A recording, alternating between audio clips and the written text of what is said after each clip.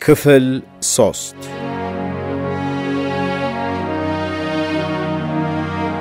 ለዓመታት የተቀጣጠለውን የህዝብ ትግል የሚክደውና የደርግ ደጋፊዎች የሚጽፉት ታሪክ ከዚህ እንደሚከተለው ነው። የዩኒቨርሲቲ ተማሪዎችና አስተማሪዎች መንግስት ደብቆት የነበረውን በወሎና በትግራይ ብዙ ህዝብ ይፈጅ የነበረውን ረሃብ ለህዝብ አጋለጡት። የባንክ ሰራተኞች የሥራ ማቆም አድማ መቱና መንግስት ጥያቄያቸውን እንዲቀበል አደረጉ። የአዋሳና የወንጂ ስኳር ፋብሪካ ሰራተኞች የደሞዝ ጭማሪና የተሻለ የሥራ ሁኔታ ካልተሰጣቸው ሥራ ለማቆም ዛቱ። አስተማሪዎች በተማሪዎች ተደግፈው ሴክተር ሪቪው ሥራ ላይ ከዋለ ሥራ እናቆማለን ብለው ዛቱ። የነገሌው አመጽ በዚህ ላይ ተጨመረ። መንግስት በምግብና በቤንዚን ላይ ዋጋ በመጨመር እሳቱን አባባሰው። የካቲት 10 ቀን ታክሲ ነጂዎች ሰላማዊ ሰልፍ አደረጉ። የሥራ ማቆም አድማ የመቱ ተማሪዎችና አስተማሪዎች ሰላማዊ ሰልፉን ተቀላቀሉት። የጸጥታ ኃይሎች ሰላማዊ ሰልፉን ለመበተን ሞከሩ። ሁከት ተነሳና ብዙ ሰዎች ሞቱ። አዲስ አበባ ተወጠረች። ወታደሮች ቁልፍ ቦታዎችንና ህንጻዎችን እንዲጠብቁ ተደረገ። ከዚህ ቀን ጀምሮ የአስመራ ወታደሮች እስካመጹበት እስከ የካቲት 18 ቀን አዲስ አበባ ውስጥ ሰላማዊ ሰልፈኞችና ወታደሮች በየቀኑ ይጋጩ ነበር። ብዙዎቹ ቆሰሉ ወይም ሞቱ። የካቲት 14 ቀን ንጉሠ ነገሥቱ ለአገሪቱ ህዝብ በሬዲዮና በቲቪ ንግግር አደረገ። የተለመደው የኩራት ንግግር ለአንዳንድ ጥያቄዎች ተገቢ መልስ ከመስጠት ጋር የተቀላቀለ ነበር። ሴክተር ሪቪው ለሌላ ጊዜ ተላለፈ። የነዳጅ ዋጋ በሊትር 10% ቀነሰ። በተፈላጊ ዕቃዎች ላይ የዋጋ ቁጥጥር እንዲደረግ ትዕዛዝ ተሰጠ። መንግስት መልሶ ለማጥቃት አፈገፈገ። ችግር ፈጣሪዎች ሁሉ በተገኙበት እንዲረሸኑ ለወታደሮች ትዕዛዝ ሰጠ። የመንግስት መረጃ እንደሚያመለክተው በአንድ ሳምንት ውስጥ 558 ዱርዬዎች ታሰሩ። በ5 አውቶቡሶች፣ 36 የግል መኪናዎች፣ 26 የመንግስት መኪናዎች፣ 7 የኤምባሲ መኪናዎች፣ 38 ቤቶች፣ 2 ባቡሮች ወዘተ በሰላማዊ ሰልፈኞች ተሰባበሩ። ሪፖርቱ ንብረት ላይ በደረሰው ጉዳት ላይ ስላተኮረ በዚህ ምክንያት የሞቱት 3 ሰዎች ብቻ መሆናቸውን ሲገልጽ የቆሰሉ 22 ናቸው ይላል። የማስታወቂያ ሚኒስቴር ያወጣው መግለጫ በሳምንት ውስጥ የደረሰው ሁከት ተጠያቂዎቹ ጥቂት የታክሲ ሾፌሮች፣ በትምህርት የወደቁና የተባረሩ ጥቂት ተማሪዎች፣ ቦዘኔዎች፣ ዱርዬዎችና ወሬ አናፋሾች ናቸው አለ። የሆነው ሆኖ መክደኛው ተነስቷል። ተማሪዎችም ሆኑ አስተማሪዎች አልረኩም። አድማው ቀጠለ። የካቲት 18 ቀን አስመራ ውስጥ ወታደሮችና መኮንኖች አመጹ። በሚቀጥሉት ቀናት ንጉሡ ለወታደሮች ደሞዝ በመጨመር ችግሩን ለመፍታት ሲሞክር አመጹ ተስፋፋ። ወታደሮች በአዲስ አበባ፣ አየር ኃይሎችም በደብረ ዘይት ከአመጹ ጋር ተቀላቀሉ። ጠቅላይ ሚኒስትር አክሊሉ ሀብተወልድ ከሚኒስትሮቹ ጋር ከስልጣን ተሰናበተ። በአገሪቱ ውስጥ ያለ ነገር ሲደረግ የመጀመሪያው ጊዜ ነው። ከዚያ በኋላ የታየ ውድገት በተለያዩ ምንጮች በታሪክነት ተዘግቧል። ግን እዚህ ለተነሳንበት ነጥብ ስንል የደርግ ደጋፊ በሆኑ ታሪክ ጸሐፊዎች የሚዘለሉትንና ዋና ዋና ነጥቦችን እናነሳለን። በኢኮኖሚ ጥያቄና በተወሰኑ ቅራኔዎች ላይ የተነሳው ትግል ወዲያውኑ ወደ ፖለቲካ ጥያቄ ተለወጠ። መሬት ላራሹ፣ ዲሞክራሲያዊ መብቶችና ህዝባዊ መንግስት የተለያዩ የህብረተሰብ ክፍሎች ጥያቄዎች ሆኑ። በከተማው ህዝብ ንቁ አመራር አብዮቱ ብዙ የህዝብ ክፍሎችን አቀፈ። ሰራተኞች፣ ተማሪዎች፣ ምሁራን፣ የመንግስት ሰራተኞች፣ ወታደሮች፣ የበታች መኮንኖች፣ ቄሶች፣ ሴቶች፣ እስላሞች፣ ስራ አጦች ወዘተ ሁሉም ተሳታፊ ሆኑ። ምንም እንኳ በተራማጅ የጦር ኃይሎች፣ በአየር ወለዶች፣ ወታደራዊ መሐንዲሶች፣ በአየር ኃይሎችና በመንግስት ሰራተኞች መካከል ህብረት ቢፈጠርም ጦር ሰራዊቱ ህብረት ውስጥ አልገባም። የአብዮቱ ግንባር ቀደም መሪም አልነበረም። በእያንዳንዱ ወሳኝ ነጥብ ላይ ጦር ሰራዊቱ ወደፊት አልገፋም አለ ወይም ለማፈግፈግ ሞከረ። ወታደሮች አድማ በመቱ ወታደሮች ላይ ተነሱና እኛ ታማኝ ነን እያሉ ደጋግመው ለንጉሱ ማሉ። ዘውዳዊውን ሥርዓት ቀስ በቀስ ለማስወገድ ስለፈለጉ አይደለም፣ ለራሳቸው በቂ ጭማሪ ስላገኙና ሁከቱ መቆም ስላለበት ነው። ስለሆነም የእንዳልካቸው መኮንን መንግስት በተማሪዎች፣ በሰራተኞች፣ በመንግስት ሰራተኞች ጥምር ሰላማዊ ሰልፍና የካቲት 29 ቀን በኢትዮጵያ ሰራተኞች ማህበር በተመታው አጠቃላይ ሥራ ማቆም አድማ ከስልጣን ወረደ። የጦሩ ተራማጅ ክፍሎች የህዝቡን ጥያቄ ደግፈው ሕገ መንግስታዊ ለውጥ እናደርግላችኋለን በሚለው ቃል ኪዳን አንዘናጋም ብለው እምቢ አሉ።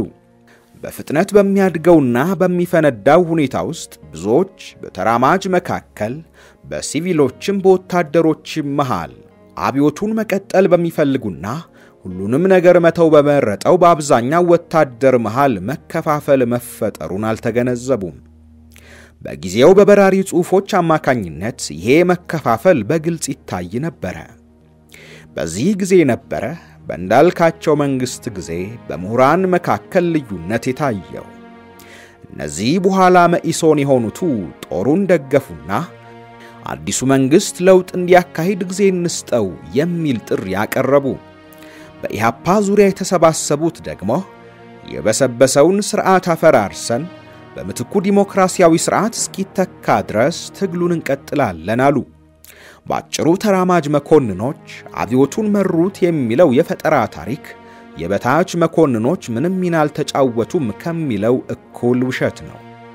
ምንም እንኳ ተራማጅ ምሁራን ለትግሉ ጥልቀትና ስፋት ለመስጠት የማይናቅ ሚና ቢጫወቱም ራሳቸውን ከሁኔታው ጋር ለማስማማት አንዳቸውም በበቂ ያልተደራጁም ነበር። በዚህ ጊዜ ኢሃፓ ከሙያ ማህበራትና ከወጣቶች ጋር ግንኙነቱን አጠናክሮ ነበር። በአደረጃጀት ረገድ ግን ደካማ ነበር። በወቅቱ በጣም ተወዳጁና ህቡ ጋዜጣ የነበረው ዲሞክራሲያ በ1967 ብቸኛ ልሳኑ ሆነ። በኋላም መኢሶን የሆነው ቡድን ያኔ ገና ቅርጽ አልባ ነበር። ውስጠኛው ክፍል ዲሞክራሲያን ሲደግፍ፣ ውጭኛው ለመንግስት ጊዜ እንስጠው አለ።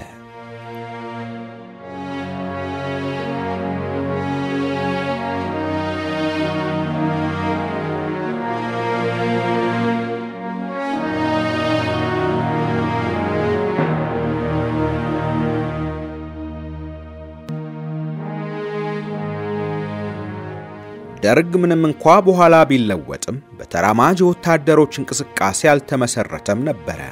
ከተራማጁ ህዝብ ጋር የቅርብ ግንኙነት የነበራቸው መኮንኖችና ባለሌላ ማዕረጎች የንዑስ ደርግ አባላት እንዲሆኑ ተደረጉ ወይም በህቡ ነበሩ። ስለሆነም ደርግ በአጠቃላይ እርጋ የሚለውን ወይም ከላይ በሚመራ አብዮት የሚያምነውን አልያም ለውጥ ያለምንም ደም የሚለውን የወቅቱን ጭብጥ የሚያስተጋባ አብዛኛውን ወታደርና ከፊል ህዝብ ይወክል ነበር። አብዮቱ የማን ነው የሚለውን ጥያቄ በእርግጠኝነት መመለስ ይቻላል። አብዮቱ የህዝብ ነው፣ የራሱ ውጤት ነው። የካቲት አብዮት ወታደራዊ እንቅስቃሴ አልነበረም። የህዝቡን የአንድ ዓመት ትግል ፍጻሜ ያደረሰው ከማለት በቀር መፈንቅለ መንግስት ነው ሊባልም አይችልም። በአብዮቱ አማካኝነት ህዝቦች ተራማጅ ለውጥ ፈለጉ። በትግል ውስጥ የፖለቲካ ትምህርት ተማሩ። የኢኮኖሚ ጥያቄውን ከመሰረታዊ የፖለቲካ ጥያቄዎች ጋር አዋሃዱት። መንግስት እርምጃ መውሰዱን ሲያቆም የቤንዚን ዋጋ ቀነሰ ወይም አዲሱ መንግስት ሕገ መንግስቱን ለማሻሻል ቃል ሲገባ ትግላቸውን አላቆሙም። በትግላቸው የንግግር ነጻነት፣ የስብሰባ፣ የሥራ ማቆም ወዘተ መብት አግኝተዋል። መብታቸውን ለመጠበቅና ለማስፋፋትም ወሰኑ። ትግሉን እንዲቆም የፈለጉት ኢትዮጵያውያን ለመጀመሪያ ጊዜ ነጻነት አግኝተዋል። ግን ምን እንደሚሰሩበት የሚያውቁ አይመስሉም አሉ። ህዝቦች ግን የሚፈልጉት ግልጽ ነበር። በዚያን ጊዜ ጊዜያዊ ህዝባዊ መንግስት የተባለው መፈክር ወጥቶ ነበር። ፊውዳሊዝምን አንፈልግም፣ ዲሞክራሲያዊ ሪፐብሊክን እንፈልጋለን ነበር የወቅቱ መፈክር። ህዝቦች መንግስቱን ሽባ ያደረገውንና በትግላቸው ያገኙትን ነጻነት ወደዱት። እነዚህን መብቶች ለመጠቀም ፈለጉ። እነዚህን ነጻነቶች ለዘለቄታው የሚያረጋግጡበት ስልጣንም ፈለጉ። ደርግና ወክለዋለው የሚለው እንቅስቃሴ ግን ተመሳሳይ ነገር ፈለገ ማለት አይቻልም። በብዙ አጋጣሚዎች ህዝባዊ እንቅስቃሴውን በማፈንና ከአሮጌው መንግስት ጋር ለመደራደር ሞክሯል። በዚህ መሰረት ነበረ ህዝቡ የተጠላውን የዘውድ አገዛዙን መንከባከብ የሚል ሐሳብ ያራመዱት። ኢትዮጵያ ትቅደም የሚለው ብሔረተኛና ጥርቃሞ መፈክራቸው የመደብ ልዩነትንና የፖለቲካ ስልጣንን ገሸሽ የሚያደርግ ነው። ወታደሩ ኃይል እንዳለው መገንዘብ ጀመረ። ስልጣን የመያዙ ሐሳብ ካድማሱ ላይ ብቅ ሲል ለመሰረታዊ ለውጥና ለስልጣን የሚጮሁ ሲቪሎችን ለማገድ ጥረት አደረገ። ኢትዮጵያ ትቅደም ለሚለው የወታደሮች መፈክር ህዝቡ የኢትዮጵያ ህዝብ ይቅደም የሚል ተስማሚ መፈክር ምላሽ ሰጠ። ከላይ በሚመጣ የማሻሻያ ለውጥ የሚያምኑትን ሁሉ ከፓርቲዎች፣ ከህዝባዊ ድርጅቶች፣ ከሲቪሎችና ከወታደሮች ወዘተ የተውጣጣ ጊዜያዊ ህዝባዊ መንግስት ይቋቋም በሚል መፈክር ተቃወሟቸው። ይሄም መንግስት እስከ ምርጫ ቀን ድረስ በጊዜያዊነት የሚሰራ ሰፊ መሰረት ያለው መንግስት ይሆናል። የግጭቱን ይዘት ማየት ያቃታቸው ሰዎች ትግሉን የወታደሮችና የሲቪሎች ፍጥጫ ነው አሉት። እንደ እውነቱ ከሆነ ግን ግጭቱ በዲሞክራሲያዊነትና በአምባገነንነት መካከል የተፈጠረ ነው። በህዝባዊ እንቅስቃሴውና በወታደሩ መሃል ልዩነቶች ግልጽ ሆኑ። በመሃል ሰፍሮ የነበረው ኃይል እንደገና ወደ መደራጀቱ አመራ። ከጦር ኃይሉ ከፊሉ አየር ኃይል፣ አየር ወለድ ወዘተ ወደ ህዝቡ ሲደባለቅ፣ ከተራማጅ ምሁራን ከፊሉ ደግሞ የደርግ ደጋፊ ሆነ። በእነዚያ ቀናት ግልጽ የሆነው ጉዳይ ንጉሱ ከመገልበጡ በፊት ህዝባዊ እንቅስቃሴው ለሁለት መከፈሉ ነበረ። ህዝቡ አብዮቱን እንደ ግል ሀብት ቆጥሮ ህዝባዊና ዲሞክራሲያዊ ስርዓት በመመስረት ድሉን ሊያጠናቅቅ ፈለገ። ደርግ በበኩሉ ራሱን ግንባር ቀደም መሪ አድርጎ በመጥራት የአብዮቱ ጠባቂ ለመሆን ፈለገ። ከሞላ ጎደል በሁሉም ክፍሎች የተነሱ መፈክሮች እንደገና መሻሻል ጀመሩ። አተረጓጎሞቹ ተለያዩ። መከፋፈሉ ይበልጥ ግልጽ ሆነ። የዲሞክራሲን አስፈላጊነት ማንም አልካደውም። ግን ወደሱ የሚወስደው መንገድ ላይ የተለያዩ ቡድኖች አንድ አይነት አመለካከት አልነበራቸውም። አንዳንዶቹ ደርግ ስልጣን መያዙ የማይቀር ስለነበረ ህዝቡ ደርግን ሊተካው ሲነሳ ጠብ ተነሳ ይላሉ። ይሄ እውነት ነው። ክፍፍሉ የተፈጠረው ደርግ ስልጣን ከመያዙ በፊት ነው። ከፍተኛ ተደማጭነት የነበረው ተራማጁ ህዝባዊ እንቅስቃሴ ገና ከመጀመሪያው የደርግን ምንነት ተረድቶ ነበረ። የነሐሴ 15 የዲሞክራሲ አትም በግልጽ እንደሚያሳየው ከመስከረም 2 በፊት የማስጠንቀቂያ ጥሪ ቀርቦ ነበረ።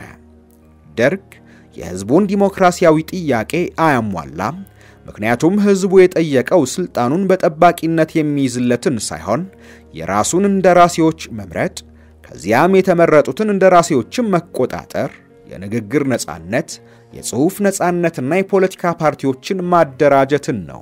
ዲሞክራሲያዊ ፖሊሲዎችና የአሰራር መንገድ የማይከተል አንድ አካል ደርግ ዲሞክራሲን ሊሰጥ አይችልም። ዲሞክራሲ መጠየቅ የታሪክን ጎማ የኋሊት ማስኬድ ነው ከተባለ እንግዲያው ደርግ የሚለው ፈላጭ ቆራጩን አምባገነን ስርዓት ወደ ወታደራዊ ፋሽስትነት መለወጥ ነው። በዚህም ሁኔታ ደርግ በኃይል ከመጠቀም በቀር ሌላ መፍትሄ የለውም። ከዚህ የበለጠ ግልጽ ነገር የለም። ዘውዳዊው አገዛዝ በወታደራዊ አምባገነንነት የመተካቱ ሁኔታ ግልጽ እየሆነ ነበረ። የፈሩት ይደርሳል፣ የጠሉት ይወርሳል እንዲሉ መስከረም 2 1967 ንጉሱ ወርዶ ደርግ ስልጣን ሲይዝ የተፈጸመውም በትክክል ይሄው ነበረ። ያድህሮት ቁንጮ የነበረው አድሃሪ መንግስትና ስርዓት በመገልበጡ ህዝቡ ደስ ቢለውም መጪውን ጊዜ ግን መፍራቱ አልቀረም። ስለሆነም ደስታው ቀነሰ። በመሰረቱ ኢትዮጵያውያንና የኢትዮጵያን ታሪክ በደንብ የሚያውቅ ሰው ንጉሱ ቢወድቅም ህዝቡ ወታደሩን አለማመኑን በደንብ ያውቃል። ህዝቡ በጣም የፈራው ነገር ብዙም ሳይቆይ ደረሰ። ዲሞክራሲያዊ መብት መጠየቅና ተቃውሞ ማቅረብ ከወንጀል ድርጊትና ከጸረ አብዮተኝነት የሚቆጠር መሆኑ በወታደራዊ ገዢዎች ሲነገረው ረጅም ጊዜም አልቆየም። ወደ ሽብር ያመራውን ፍጥጫ ያመጣው ይሄው ነው። ደርግ ራሱን ስልጣን ላይ ለማቆየት ኃይል ከመጠቀም በቀር አማራጭ አልነበረውም። በዚህ ሁኔታ ደርግ ሽብርን ወለደ።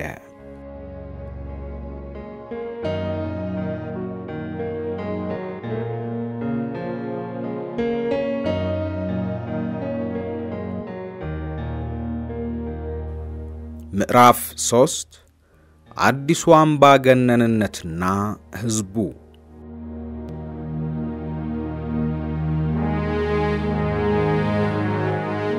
የኢትዮጵያ ሰራተኞች ማህበር በልዩ ጉባኤው ከመስከረም 8 እስከ 11 1967 ያሳለፈው ውሳኔ የሰዓት እላፊ አዋጅ ከእኩለ ሌሊት እስከ ንጋቱ በዋና ዋና ከተሞች ከታወጀ ወዲህ የኢትዮጵያ ሌሊቶች ሰላማዊ፣ ጸጥተኛና በእውነት ወርቃማ ሆነዋል።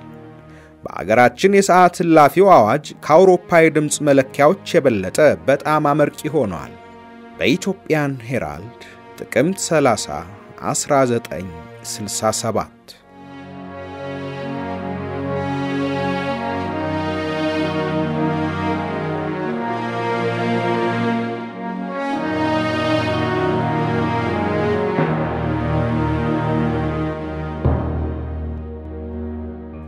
ሽብሩ በይፋ የተጀመረው ደርግ በ1968 በኢሃፓ ላይ ግልጽ ጦርነት ሲያውጅ ነው። ግን በመካከሉ ከመስከረም 1966 እስከ መስከረም 1967 ምን ሆነ? ሰላም ነበር? አንዳንዶቹ እንደሚሉት የደርግ ተቃዋሚዎች መሳሪያ በማንሳት ደርግ አጸፋውን እንዲመልስ ገፋፉት። ለከተማው የህቡ ጦርነት መነሻ የሆነችውን የመጀመሪያዋን ጥይት ማን ተኮሳት? ጥብቅ አገዛዙን ዲሞክራሲያዊ ለማስመሰል የሚሞክረው ወታደራዊ መንግስት ጉልበት የተጠቀምኩት የኢሃፓን ነጭ ሽብር ለመቋቋም ነው እያለ አጥብቆ ይከራከራል። ይህ ክርክሩ በግልብ ትንተና ላይ የተመሰረተ ወይም ለወታደራዊ አገዛዝ አድሏዊ በሆኑ የውጭ ሀገር ጸሐፊዎች ደርግ መሳሪያ ያነሳው ተቃዋሚዎቹ መፈናፈኛ ስላሳጡት ነው በሚል የቀረበ ሸፍጥ ነው። በሌላ አባባል የኢትዮጵያ ህዝብ በተለይም ኢሃፓ ማአቱን በራሱ ላይ ያወረደው ራሱ ነው ይባላል። ነብርን የሚነካ ወይም የኢትዮጵያ ምሳሌ ባጭሩ እንዳስቀመጠው አላርፍ ያለች ጣት ጠንቁላ ትወጣለች። በሳል ኢትዮጵያውያን ስለ ትንሹና ስለ ትልቁ ሽብር ይናገራሉ። ትናንሽ ሽብሮች ወይም የኩሽክ ሽብሮች የምንላቸው ደርግ ገና ስልጣን ሲይዝ የተጀመሩ ናቸው። ለቀይ ሽብር ወይም ደርግ ቀይ ትርኢት ለሚለው ከፍተኛ አልቂት በር ከፋቾች ናቸው። በመስከረም 1966 እና በመስከረም 1967 መካከል ምንም ሰላም አልነበረም። አዲስ ጦርነት ተጀምሯል። በዚህ ጊዜ ህዝቡ መሳሪያ አላነሳም ነበር። ባለስልጣኖች አልገደለም። ዋና መሳሪያቸው ሰላማዊ ተቃውሞ፣ ሰላማዊ ሰልፍ፣ አቤቱታ፣ የሥራ ማቆም አድማና የመሳሰሉት ነበሩ። ከፊውዳሉ መንግስት በትግላቸው የነጠቋቸውን መብቶች ሥራ ላይ ለማዋል እየሞከሩ ነበር። ደርግ ቃሉን አክብሮ ስልጣኑን ለህዝብ አስረክቦ ወደ ጦር ሰፈሩ እንዲመለስ ጥሪ ያቀረቡ ነበር። ህዝቡ በሰላማዊ መንገድ አቤት አለ። ደርግ ባጸፋው ኃይል መጠቀም ጀመረ። ሐቁ ይህ ነው። ደርግ መስከረም 2 ቀን 1967 ስልጣን ያዘ። በዚያው ዕለት ከሌሎች ህጎች ጋር ከዚህ በታች የተጠቀሱትን የያዘ አዋጅ አወጣ። አንቀጽ 3 ሀ አልጋ ወራሽ ልዑል መርዕድ አዝማች አስፋ ወሰን የኢትዮጵያ ንጉሥ ይሆናል። አንቀጽ 8 ይህ አዋጅ እስከሚቆይበት ጊዜ ድረስ የኢትዮጵያ ትቅደም ፍልስፍናን መቃወም፣ የሥራ ማቆም አድማ መምታት፣ ያለ ሕጋዊ ፈቃድ ሰላማዊ ሰልፍ ወይም ህዝባዊ ስብሰባ ማድረግ ወይም የህዝቡን ጸጥታ በሚያውክ በማንኛውም ተግባር ላይ መሰማራት የተከለከለ ነው። አንቀጽ 9 በዚህ አዋጅ ላይ በአንቀጽ 8 የተጠቀሱትን ህጎች ለማስፈጸም ልዩ የወታደራዊ ፍርድ ቤት ይቋቋማል። ወታደራዊ ፍርድ ቤት የተሰጡት ብያኔዎች ይግባኝ የላቸውም። በሌላ አባባል ደርግ ወደ ጦር ሰፈር በመመለስ ፋንታ ህዝቡ አፉን ዘግቶ ያለምንም መነጫነጭ ወደ ቀድሞ ባርነት እንዲመለስ እየነገረው ነው። እንደሚጠበቀው ሁሉ በየካቲት አብዮት በግንባር የታገሉት ይሄን በጥብቅ ተቃወሙ። የኢትዮጵያ ሰራተኞች ማህበር ከመስከረም 5 እስከ 7 ስብሰባ አድርጎ ጊዜያዊ ህዝባዊ መንግስት እንዲቋቋምና ዲሞክራሲያዊ መብቶች እንዲከበሩ ውሳኔ ያሳለፈ። በአስተማሪዎች፣ በተማሪዎች፣ በክብር ዘበኞችና በአንዳንድ መኮንኖች፣ በአየር ኃይሎች፣ በአየር ወለዶችና በመሐንዲስ ክፍሎችና በመንግስት ሰራተኞች ተመሳሳይ ጥያቄ ቀርቦ ነበር። ደርግም በአዋጁ መሰረት የኃይል እርምጃ መውሰድ ጀመረ። የሰራተኛና የተማሪ መሪዎች ታሰሩ ወይም ተገደሉ። ደርግ የመሐንዲስ ክፍሎችን በአራተኛ ክፍለ ጦር አስደበደበ። 5 ወታደሮች ሞቱ፣ ከ7 በላይ ቆሰሉ። ብዙ አየር ወለዶችና ክቡር ዘበኞች ተከበቡ። የገንዘብ ሚኒስቴርና የሌሎችም ተቋም ሰራተኞች ከ60 ከሚበልጡ ምሁራን ጋር ታሰሩ። ምንም እንኳን ከጸጥታው ኮሎኔል ከበቀለ ተክሉ የስብሰባ ፈቃድ የያዙ ቢሆንም ጥቅምት 13 ቀን የኢትዮጵያ ሰራተኞች ማህበር ግቢ ውስጥ ለሥራ ለመመዝገብ የተሰበሰቡትን ሥራ አጦች የጸጥታ ሰራተኞች ደበደቧቸው። ከሥራ አጦች አብዛኛዎቹ ሁለተኛ ደረጃን ያጠናቀቁ ሥራ ፈላጊዎች ነበሩ። አንድ ሞተ፣ ብዙዎቹ ቆሰሉ። በዚህ ሁኔታ እስራት ወደ ግድያ ተለወጠ። ገበሬዎች በፖሊስ ከሚደገፉ የመሬት ከበርቴዎች ጋር ሲፋጠጡ ግድያው ወደ ገጠር ተስፋፋ። የኃይል እርምጃውን ከፍ በማድረግ ደርግ ዳር 13 1967 ማታ 59 ሰዎችን ገደለ። በተጨማሪም የመጀመሪያው የደርግ ሊቀመንበር ጀነራል አማናንዶም ከሁለት ረዳቶቹ ጋር ተገደለ። ይህ የመጀመሪያው የጅምላ ግድያና ደርግ ጭራሽ በሕግ መጠቀም ትቶ በተለያዩ ምክንያቶች የታሰሩ እስረኞችን ሰብስቦ ጸረ አብዮተኞች በሚል ፈሊጥ በጅምላ የሚገድልበትን ተወዳጅ ታክቲኩን እንዲያስተዋውቅ አደረገው።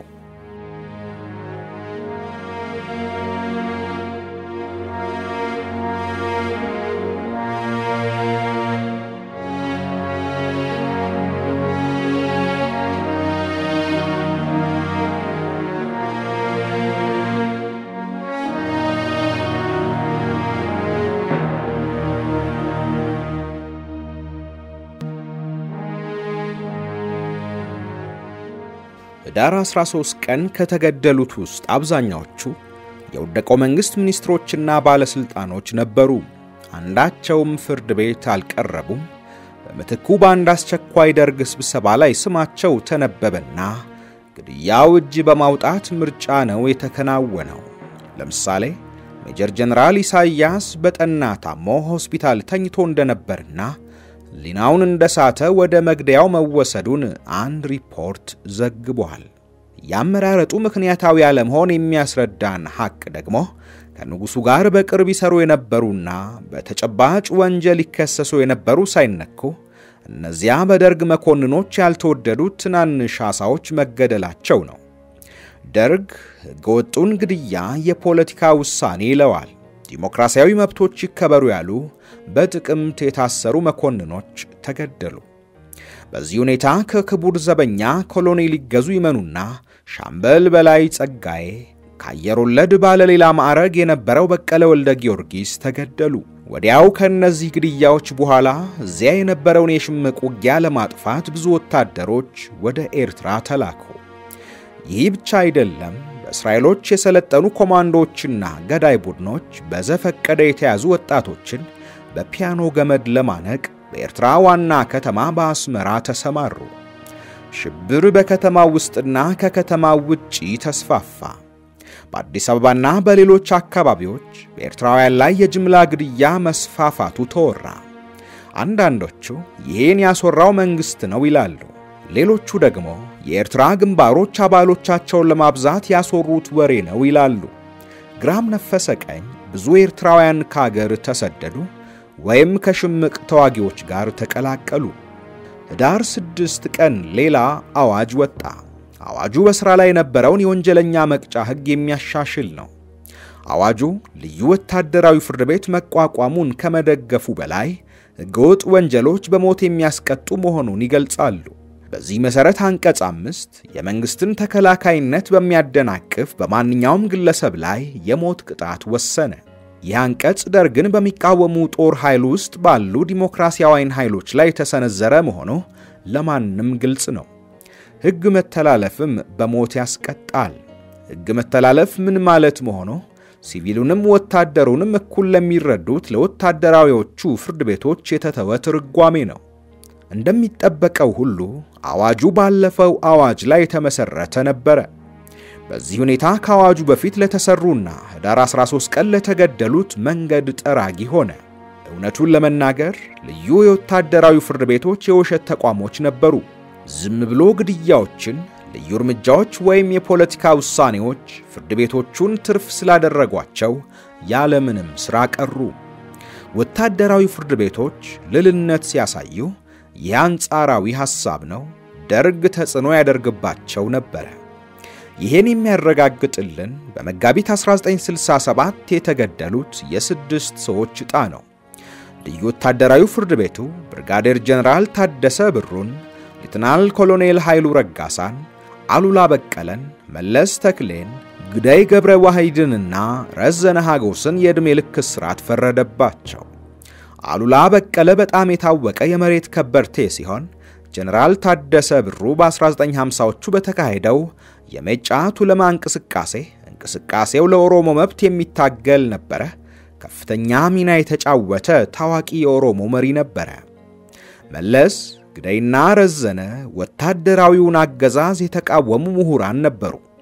እውነቱን ለመናገር መለስ ተክሌ የአዲስ አበባ ዩኒቨርሲቲ ተማሪዎች ማህበር የሚያሳትመው የታገል ወይም የትግላችን አዘጋጅ ነበር።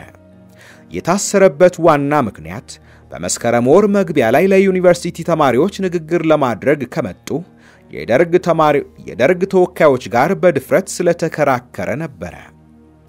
ደርግ የልዩ ፍርድ ቤት ውሳኔን ተመለከተና የሁሉንም የዕድሜ ልክ እስራት ወደ ሞት ለወጠው። ስለሆነም ለውጡን የተቃወመው የመሬት ከበርቴ ለውጡን ካልተቃወመው ሁለት መኮንኖችና ለመሬት ላራሹ ከታገሉ 3 ምሁራን ጋር ተገደለ። የመንግስቱ መግለጫ ሁሉንም የሶሻሊስት ፍልስፍናንና የመሬት አዋጅን የተቃወሙ ናቸው አለ። የመንግስቱን ጥሬ ብሔረተኝነትና ርዕዮተ ዓለም አልባነት እንዲሁም ህዝባዊ መሰረት ማጣት ያጋለጡ ምሁራን በሚያሳዝን ሁኔታ ርካሽ የውጭ ርዕዮተ ዓለም አራማጆች ተብለው በደርግ በራሱ ተገደሉ። ይህ ምጸት ተደጋግሞ የደርግ ተጨባጭ መመሪያ ሆነ። የደርግ ኃይለኛ ደጋፊ በሆነውና ለተቃዋሚዎቹ ትንሽ ድጋፍ በሚያሳየው እንደ ፍሬድ ሃል ያሉ ጸሐፊዎች እንኳ ደርግ ከኢሃፓ በፊት መሳሪያ ማንሳቱን ጨርሰው ሊክዱት አልቻሉም። ተቃዋሚ ሲቪሎችን ማሰር፣ መግረፍና መግደል በ1967 የሜይዴይ ግጭት ተጀመረ። ግን ይሄ እስከ 1968 መጨረሻ ድረስ የደርግ ፖሊሲ ያልሆነም ነበር ይላሉ የደርግ ደጋፊዎች። በእውነት ከ1968 ዓመተ ምህረት በፊት የተጠቀሰው አፈና የመንግስት ፖሊሲ ያልሆነም ነበር። ደርግ ከ1967 ሜይዴይ በፊት አላሰረና አልገደለም። ባለፉት ገጾች ደርግ የኃይል እርምጃ መውሰድ የጀመረው ገና ከመጀመሪያ መሆኑን ለመግለጽ ሞክረናል። ያለፈውን ባጭሩ መድገምና ሌላም መጨመር እንችላለን። መስከረም 27 1967 የመሐንዲስ ክፍለ ጦርን ወታደሮች እንዲወሩ ታዘዘ። የ50 አለቃ መንግስት አብ ኃይሌ፣ የ10 አለቃ መኮንን ካሳ፣ የ10 አለቃ በቀለ ማሪ፣ ጣሰው ኃይለ ሚካኤልና ሚካኤል ከበደ ተገደሉ።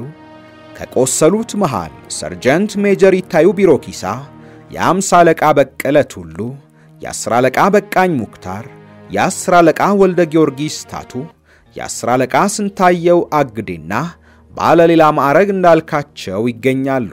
እነዚህና ሌሎች የታሰሩ ወታደሮች የደረሱበት አይታወቅም።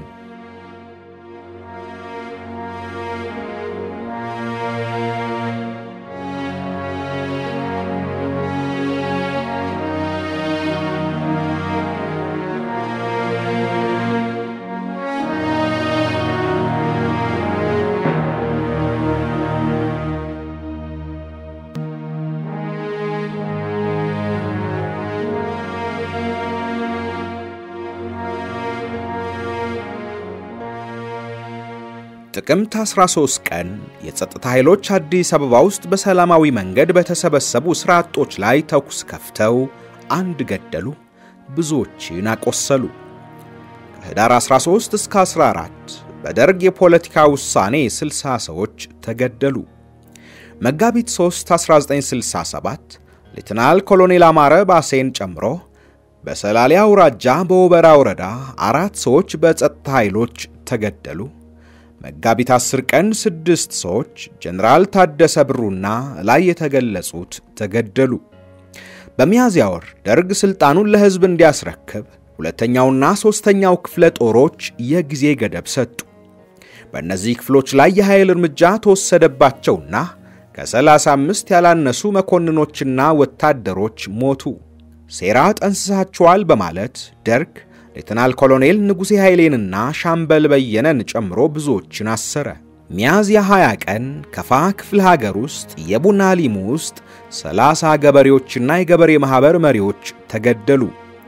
ጊምቢ ውስጥ ወለጋ ክፍለ ሀገር 9 ሰዎች ተገደሉ።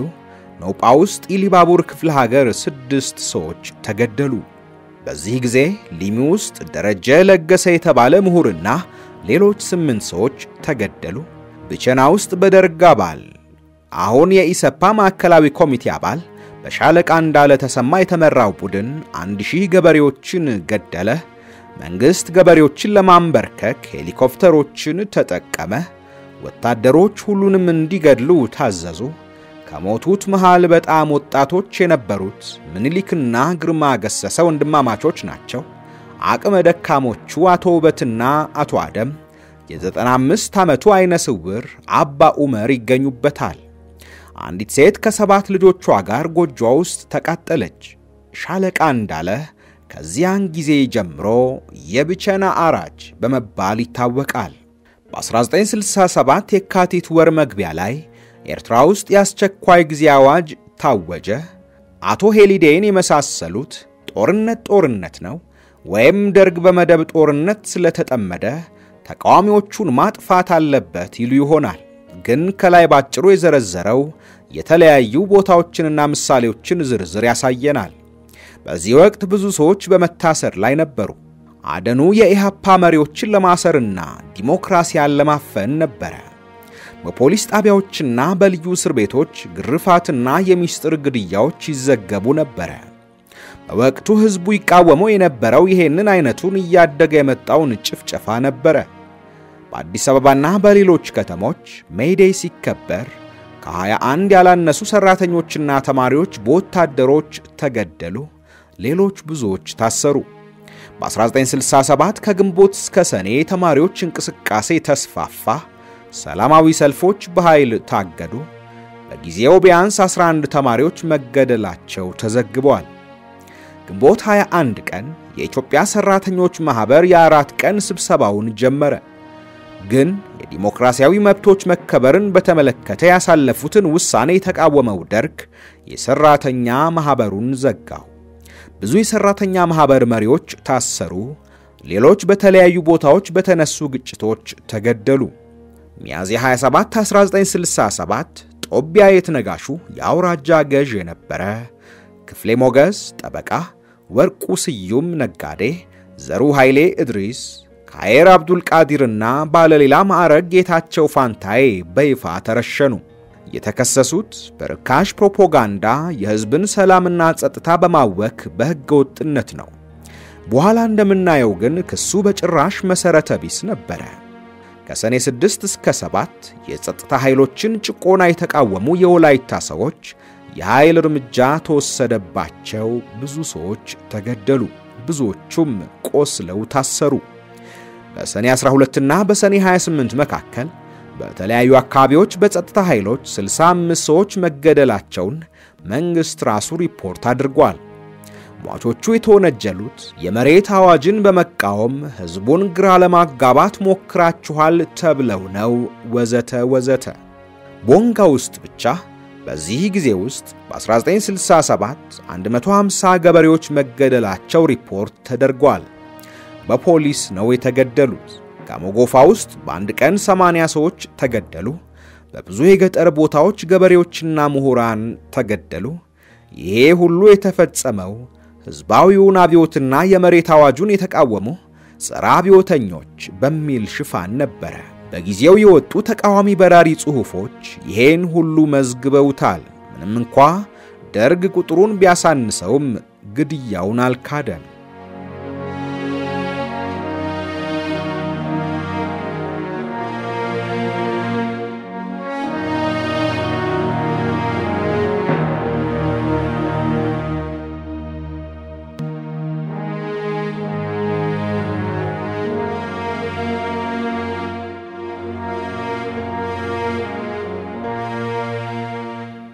ውድ የሜዳ ትረካ ተከታታዮች በባቢሌቶ ላይ የተጻፈው የትውልድ እልቂት ቀይ ሽብር በኢትዮጵያ መጽሐፍ ትረካ ክፍል 3 አብቅቷል።